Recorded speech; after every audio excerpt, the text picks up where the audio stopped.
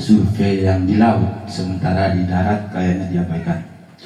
Yang pertama yang akan disampaikan, kami selaku pemerintah Desa Butri, khususnya kepala desa, yang kesannya tidak memperdulikan terhadap suara masyarakat yang pada saat ini berkumpul, dianggap kita mengabaikan dengan hal itu. Dan ada beberapa informasi, ada beberapa orang yang mengambil keuntungan dari kegiatan ini. Sementara kita tahu yang disampaikan oleh manajemen K tadi, bahwasanya ini adalah kewajiban dari manajemen K untuk berkoordinasi dengan kabupaten, kemudian kecamatan, terus ke tingkat desa. Kita pemerintah desa tidak bisa menolak hal itu selain mendukung terhadap adanya kegiatan ini.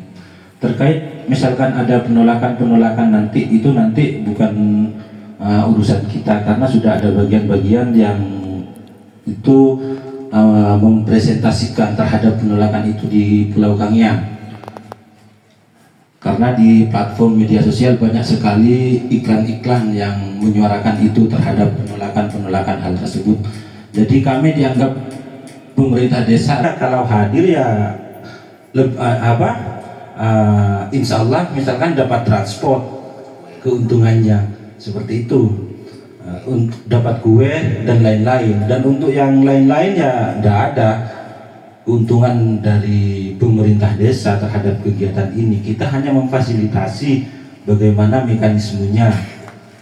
Dan kemudian yang akan kami tanyakan terkait survei yang di darat, karena tadi melibatkan bagaimana masyarakat terlibat di laut. Kemudian saya tanyakan terkait yang di darat, utamanya yang lahannya itu bertepatan dengan titik-titik tertentu. Apakah ketika lahan masyarakat itu ada titik, apakah di situ ada kompensasi terhadap masyarakat yang terdampak titik itu? Misalkan titiknya misalkan di sini, baik titik itu tidak berdampak kepada misalkan lahan yang begitu luas, hanya beberapa meter persegi misalkan.